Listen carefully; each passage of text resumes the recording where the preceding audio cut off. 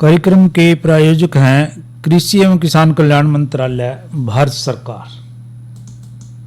हर जोखिम से निकल कर फसल आए, सुरक्षित हो जाए। फसल बीमा से हर किसान अब आत्मनिर्भर हो जाए। संकट के समय प्रधानमंत्री फसल बीमा योजना किसानों के लिए वरदान है।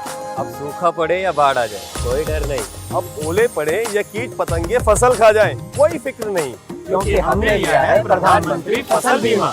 बुआई से फसल कटाई तक हर जोखिम का दावा, न्यूनतम प्रीमियम पर अधिकतम भुगतान का वादा। योजना से हर साल जुड़ रहे हैं 5 करोड़ से ज्यादा किसान। अब आपकी है बारी। नजदीकी कृषि कार्यालय, सहकारी समिति, बैंक शाखा, अधिकृत बीमा कंपनी या जन सेवा केंद्र में स्वेच्छा से करा सकते हैं पंजीकरण। फसल बीमा पोर्टल या फसल बीमा ऐप द्वारा भी कराया जा सकता है पंजीकरण। प्रधानमंत्री फसल बीमा योजना, आपकी फसलों का संपूर्ण सुरक्षा कवच। कृषि एवं किसान कल्याण मंत्रालय, भारत सरकार।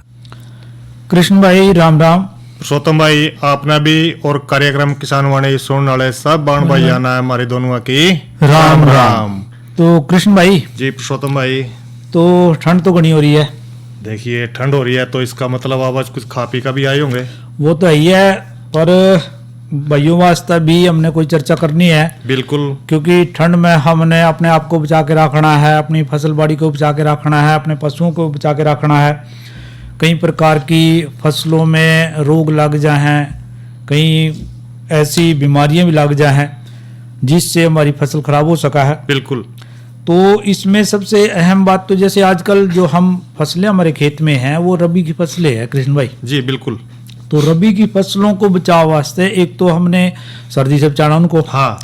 और सर्दी ज्यादा कृष्ण भाई उसने लग गया जो कमजोर हो। ये तो है ही पुरुषोत्तम भाई, चाहे वो आदमी हो, चाहे फसलें हो, चाहे हमारे जीव जंतु हो, बिल्कुल, चाहे पशु हो। हाँ। तो जो रबी की फसलें हैं ना कृष्ण भाई, हाँ, आज हम एक चर्चा करेंगे कि जो रबी की फसलों में सूक्ष्म पोषक तत्वों का क्या महत्व है। अच्छा, यानी कि ऐसे पोषक तत्व हैं जो दिखाई तो देंदे नहीं हुआ, बिल्कुल बिल्कुल कमजोर भी हुआ, लेकिन वो थोड़े से आंशिक और सूक्ष्म, मतलब उनका जिक्र करना चाह रहे हैं आप। हाँ बिल्कुल। हाँ। कई बार फसल कमजोर हो जाए उससे, हाँ, और कई प्रकार की बीमारियां भी इसमें लग जाए, तो उनसे हमने उनको पूरा करना। अच्छा। तो फसलों वास्ते कोई भी फसल हमारी, उसमें उसका महत्व क्या है ये देखना हमने। बिल्कुल। तो कौन कौन से पोषक तत्व हैं, किस तरह की बात आप इसमें करना चाह रहे हैं। देखिए पुरुषोत्तम भाई, इसके जो पोषक तत्वों की बात करें आप, जो बिल्कुल सूक्ष्म है या आंशिक है, उनमें एक तो है लोहा जी, तांबा, जस्ता, मैग्नीज, बोरोन, क्लोरीन, कोबाल्ट, निकल और सिलिकॉन। इस तरह के जो है ना ये अति सूक्ष्म पोषक तत्व हैं जी। अगर आप सबसे पहला जो जिक्र करेंगे वो कर लें लोहे के बारे में। अच्छा अच्छा जी। लोहा जो है ना एक तो यू क्लोरोफिल बनाने खातर बहुत ही जरूरी पोषक तत्व है। जी जी।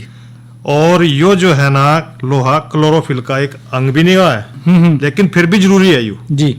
और ये पौधों के द्वारा जो नाइट्रोजन हुआ ना उसके जो पोषक तत्व है उनमें प्रोटीन संश्लेषण बनाने में भी यू बड़ा फायदेमंद है जी, मदद करे। हाँ जी। और लोहा जो है ना जो पादप कोष है ना उनमें एक तो ऑक्सीकरण करा जी, बहुत बढ़िया काम करेगा उसका। और दूसरा यू कोसा विभाजन खातर भी बड़ा जरूरी है। जी जी।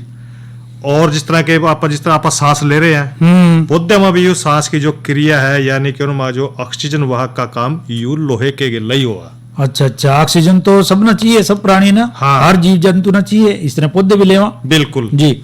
और दूसरा जो जिक्र करें आप करें मैग्नीज का, और जी जी। यो भी वही बात है कि यो जो है ना ये क्लोरोफिल बनाने में बड़ा सहायक है। यानी कि लोहे के साथ मैग्नीज भी इसी तरह का जो प्रोसेस है, कार्य है वो करा है। हाँ, यानी क्लोरोफिल बनाने का निर्माण जो है उसमें सहायता यू भी करा है। हाँ, यू भी करा, क्यों छोटे छोटे तत्व में भी है। और यू पौधे के में नाइट्रोजन, कार्बोहाइड्रेट, मेटाबॉलिज्म, इस तरह के जो चक्र है उनके करने में बड़ा लाभदायक रहा यू, यानी कि उनका काफी फायदा पहुंचा हुआ। ये जो क्रियाएं हैं कृष्ण भाई ये चलती रहा। हाँ, तो उसमें ये काफी सहायता करा। बिल्कुल जी, आवश्यक है इसका मतलब। हाँ जी जी जी। और वही बात फिर है सांस लेने वाली, ये ऑक्सीकरण और अवकरण दोनों काम में यू उत्प्रेरक का काम भी करेगा। जी जी। और मैग्नीज की जो कमी है इससे जो फसला है जी, जी। उनमें कई बार देखा है कि अवकृत जो शर्करा है हाँ हाँ या फिर सुक्रोज की जो मात्रा है जी। वो फिर कम हो कम हो जाएगी। जाए। हाँ। तो यही तो इसलिए तो कृष्ण भाई हम बात कर रहे हैं कि जो सूक्ष्म पोषक तत्व हैं वो भी पौधों में पूरे होने चाहिए। हाँ तो इसी तरह से आपने जो जिक्र किया है लोहे का है, मैग्नीज का है और एक और फायदा इसका जी यू गन्ने के में मैग्नीज की मात्रा ज्यादा मिला और इस कर का जिस तरह कहे ना भी गन्ना मिठा मारा यू मिठा गन्ना। हाँ तो यू इसी के काम कारण ते हुआ यू मिठा गन्ना भी। जी जी जी जी। हाँ और कौन कौन से पोषक तत्व की जिक्र अगला आप तत्व करोगे? ले लिया जस्ता जी जी। यो भी पौधे की बढ़वार खातर बहुत बढ़िया रहा है और इसमें भी जो कार्बोहाइड्रेट है उसको भी जो है ना रूपांतरण करता रहा है उसका भी यानी कि बदलाव करो उसमें। हाँ, बदलाव करता रहा है जी और प्रोटीन कैरोटीन और सिट्रिन जी। जो संश्लेषण है करने में उनमें भी बड़ा जरूरी है। जरूरी है यू। हाँ। ठीक। और मिट्टी ते जो पौधे द्वारा जो जल लेवा ना उसमें भी बड़ा यू कारगर है उसने भी अवशोषित करने में काम करा। अच्छा अच्छा जल हाँ। जल भी के पौधे को जरूरी है। हाँ बिल्कुल। और तांबे की बात करें तांबा जो है ना सामने तो के लेवेगा यू जी, लेकिन जी। अप्रत्यक्ष रूप से जरूर लेवा यू अच्छा, यानी अच्छा। कि यू तांबा जो है यू क्लोरोफिल के बनाने में आयरन के उपयोग में बड़ा सहायक है। अच्छा क्लोरोफिल के निर्माण में भी सहायक है यो और हाँ, आयरन आयरन के। के में भी। तो तांबा भी एक तो महत्वपूर्ण तत्व है। हाँ जी तो तांबे ते जो पौधे के श्वसन प्रक्रम है ना उसको यू प्रभावित करता रहे। जी जी जी। यानी कि उसका जो सांस लेने का की प्रक्रिया है उसको प्रभावित भी कराएगा। प्रभावित कराए यो हाँ। तांबा। हाँ जी और यू क्लोरोफिल का विनाश को रोका है जी। और पौधे की बढ़वार में यू काफी संश्लेषण में सहायक है। और इसके उपयोग से पौधे में देखे है ना कई बार बीमारी लग जाए वो जिस तरह के फफूंदी है वो अच्छा। इसके कारण से कम लगा फिर। कम लगा यानी कि फफूंदी ना भी रोका यू। हाँ तो फफूंदी लगने देना पौधे ना। हाँ जी और यो पौधे के में विटामिन ए बनाने में भी काफी कारगर साबित हुआ। जी।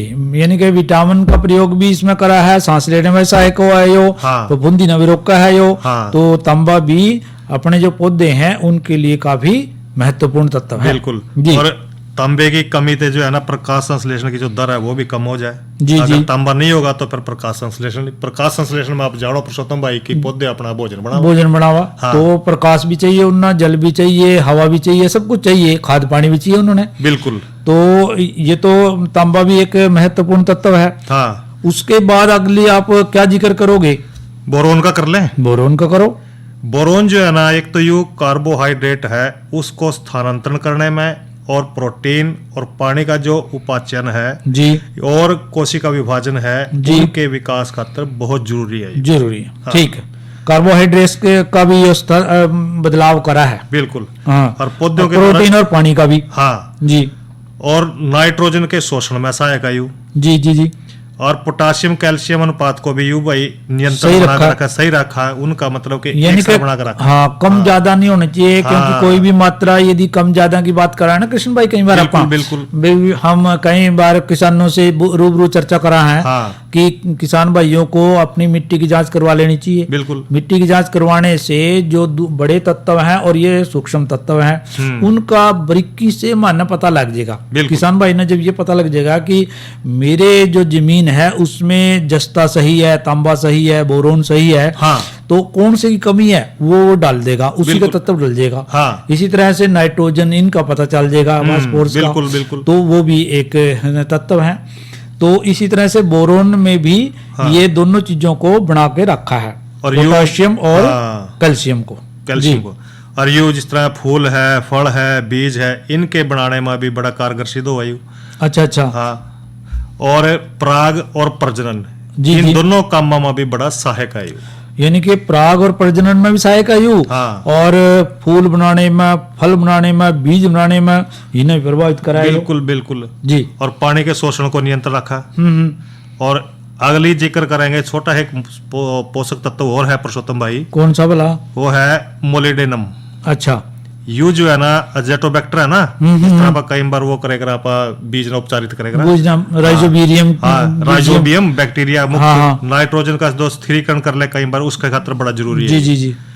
और यह फास्फोरस का भी उपाच्य बहुत बढ़िया रहा है और ये इलेक्ट्रॉनिक वाहक का भी काम करा है जी। और शर्करा के संश्लेषण खातिर भी बड़ा जरूरी है। ओहो बहुत पोषक तत्व जो जो आप जिक्र कर रहे हैं पौधों वास्ते हमारे बहुत ही जरूरी हैं। क्लोरीन की और बात कर लूं। जी जी। एक तो यू रसाकर्षण दाब को बढ़ावा, दूसरा कोशिका रस में जो संतुलन है उसने बनाकर रखा है, और इसकी कमी से जो पौधे हैं उनमें एक तो जो अमीनो अम्ल है ना इकट्ठा हो जा जी, और उनको जो उन पौधों में जो प्रोटीन संश्लेषण है जी। उसको यू प्रभावित करता रहा है क्लोरीन। अच्छा, और इसमें ये और कोई सिलिकॉन है, निकिल है, ये भी इस तरह के पोषक तत्व हैं। बिल्कुल।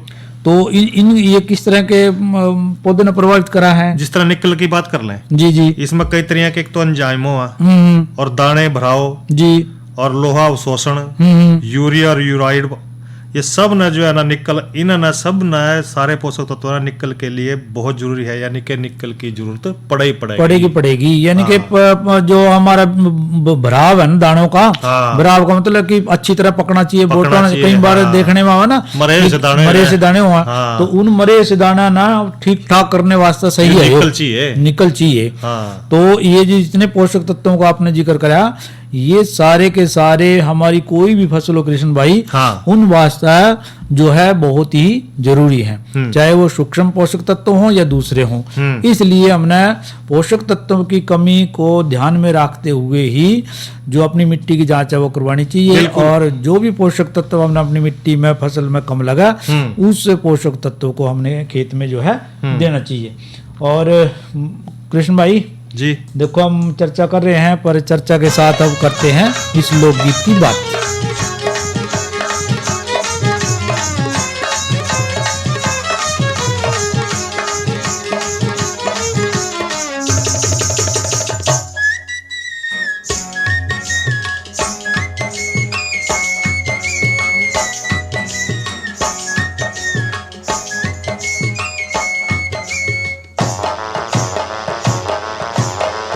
रोहतक की रेवड़ी में सहारनपुर का आम, गाड़ी में मेरे गैल बैठ ले रहे पैया हो जाम। तू रोहतक की रेवड़ी में सहारनपुर का आम, गाड़ी में मेरे गैल बैठ ले पैया हो जाम। मेरे वाड़ी की बर्फी तू पेड़ा मथुरा का, दोनों मिलके प्यार करांगे राजी हो जा राम। मेरे वाड़ी की बर्फी तू पेड़ा मथुरा का, दोनों मिलके प्यार करांगे राजी हो जा राम।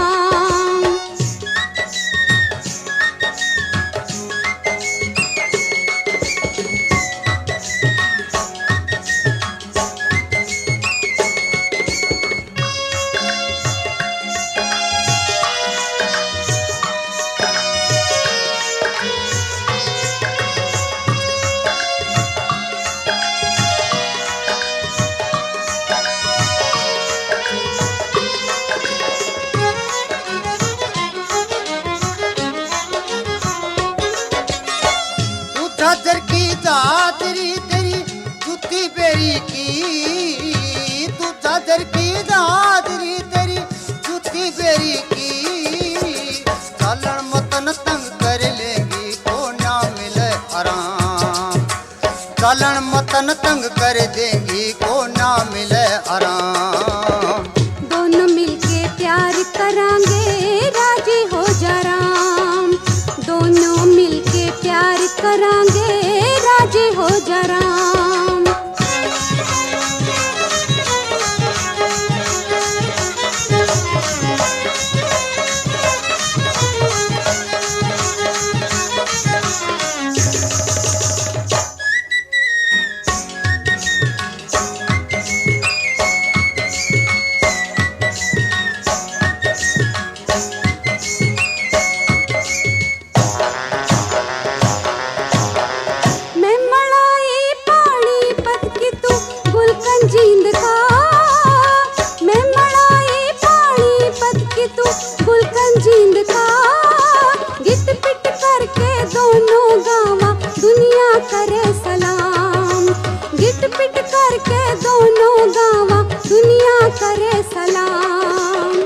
गाड़ी में मेरे गैल बैठ ले रहे पैया हो जाम, गाड़ी में मेरे गैल बैठ ले पैया हो जदा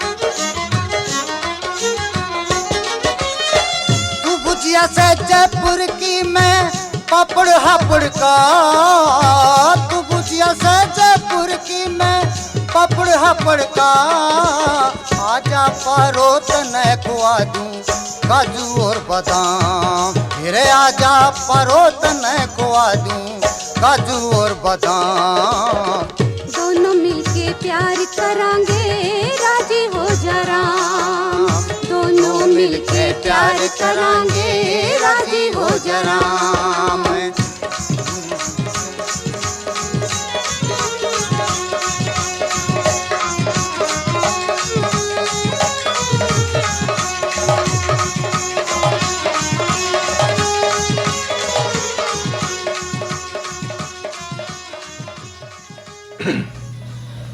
कृष्ण भाई ये तो सुना भाई है ना लोकगीत फिल्म थी चैल गाभरू जी।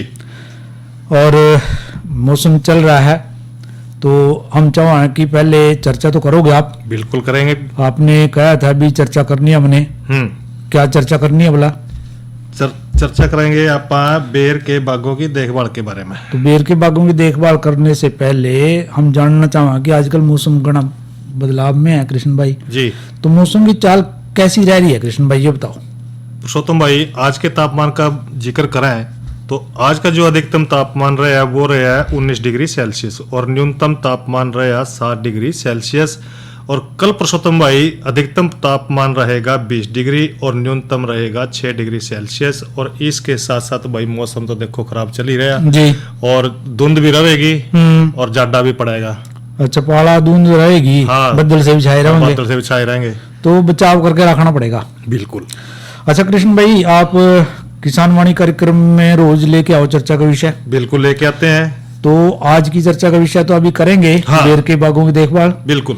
पर कल आप कौन कौन से विषय की चर्चा करोगे वो भी थोड़ा सा भाई बता दो। कल पुरुषोत्तम भाई हम जो चर्चा लेके आएंगे पहली चर्चा करेंगे छिड़काव यंत्रों के प्रयोग में सावधानियां। जी ये पहली चर्चा है। हाँ और आज की नसीहत के अंतर्गत करेंगे हम चर्चा राया फसल का तना गलन रोग से क्या बचाव है यानी कि उसके बचाव के उपाय। तो ये तो होगी कल की बात। हाँ और ये कृष्ण भाई हम बात कर रहे हैं कि बेर के बागों की देखभाल की। बिल्कुल। तो बाग की बात कृष्ण भाई जवाब आया तो इसका मतलब यह है कि फल की बात आ गई। हाँ तो फल यदि बढ़िया होगा तो सब ना खाने में बढ़िया लगा जी। मिठा हुआ फल। हाँ और फल कोई सा हो। हाँ तो बेर भी एक बहुत बढ़िया फल है। देखो बेर का तो है ही इसमें पोषक तत्व भी अच्छे हैं बढ़िया। हाँ। और दूसरा एक बात और याद करो पुरुषोत्तम भाई जी जी जो तो कह करा नहीं आप और याद दिनों कंडी बनाए करा। हाँ हाँ और उस कंडी में के पाए करो ज्यादा था बेर पावा और कंडी भी आने वाली है और वाइफ देखो आने वाली है। तो इस वक्त बेर की बात तो सही बना है। हाँ तो पर बेर जो है ना बढ़िया होना चाहिए उसमें ना कोई रोग होना चाहिए ना कोई बीमारी होनी चाहिए। हाँ। पेट पर कुछ नहीं होना चाहिए उसमें। हाँ। तो मिठा बढ़िया बेर ही बढ़िया लगा है। बिल्कुल। तो उसमें कई प्रकार के जो रोग हैं जिस तरह देखभाल की बात कर रहे हैं आप। हाँ। एक तो कृष्ण भाई जैसे आजकल ठंड है पाला है। हाँ। उससे बचा के रखना। बिल्कुल। तो उससे बचाव वास्ते तो एक तो हल्की सिंचाई सबसे बढ़िया हुआ। हाँ। और एक निलाई गुड़ाई। हाँ। और एक बेर का यदि बाग लगा रखे हो कृष्ण भाई हमने तो उसके चारों ओर जो है ना बड़े वृक्ष होने चाहिए। ये तो है देखो पुरुषोत्तम भाई बड़े वृक्ष जो है ना जिस तरह मान लीजिए अपना ठंडी हवा रोकनी। हाँ हाँ वहाँ ठंडी हवा रोकने का काम करेंगे बिल्कुल बाढ़ के रूप में। बाढ़ के रूप में। हाँ।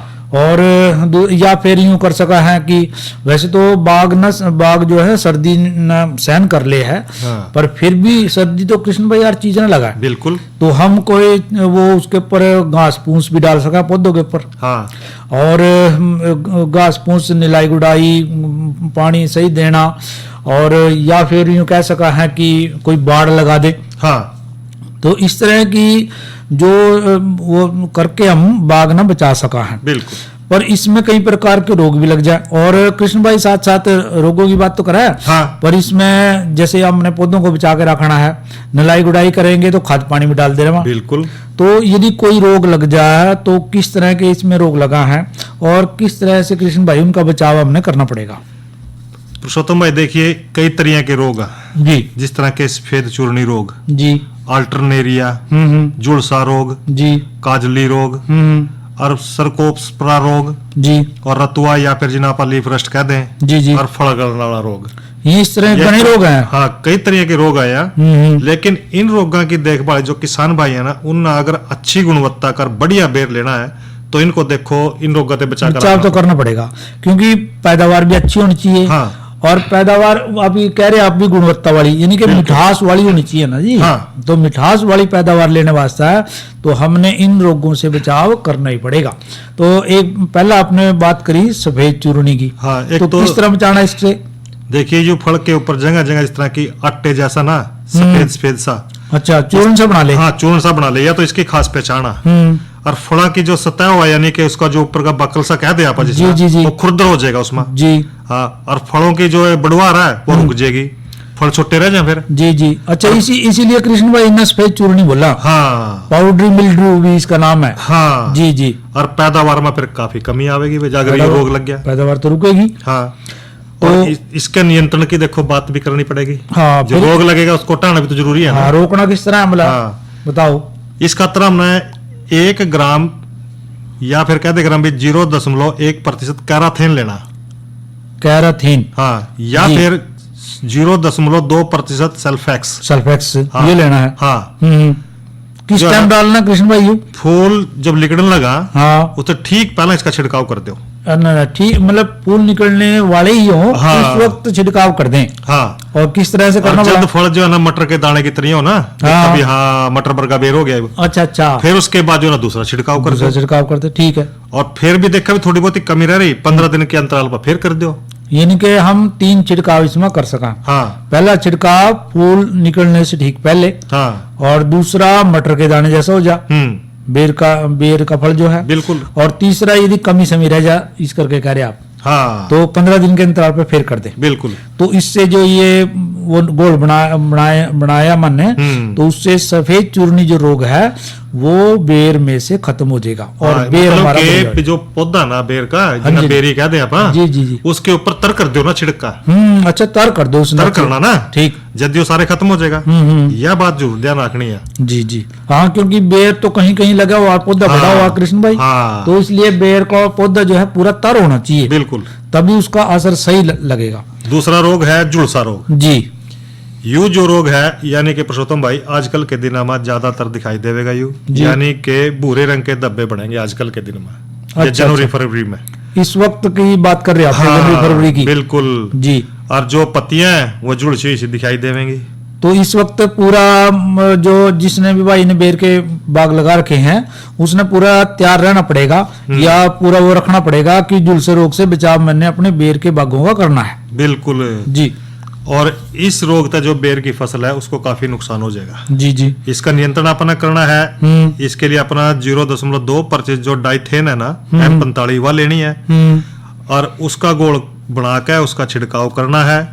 और दूसरा छिड़काव वही बात है, ना नियंत्रण हो तो भाई 15 दिन के अंतर पे फिर दोबारा कर दो। यानी कि उसी तरह छिड़काव करके, हाँ। जैसे आप कह रहे थे कि पौधे न खूब अच्छी प्रकार से बेदे। हाँ, यानी कि पूरे पौधे में दवा का असर जाना चाहिए, बिल्कुल। हर टहनी पे। हाँ। और कौन सा रोग है कृष्ण भाई? काजली रोग। काजली रोग। जी। इस रोग में जो पत्तियां है ना, तड़ाते है जो निचले है, निचला हिस्सा पत्तियों हाँ, का। वो काले रंग का दिखाई देगा। जी जी। और पत्तियां पीली होकर जल्दी से गिर जाएंगी, और इससे जो है ना बेर की पैदावार में कमी होगी। पत्तियां गिर जाएंगी तो फिर वो उसको पौधा तो कमजोर पड़ ही जाएगा। बिल्कुल। तो इस वास्ते नियंत्रण वास्ते क्या करना कृष्ण भाई?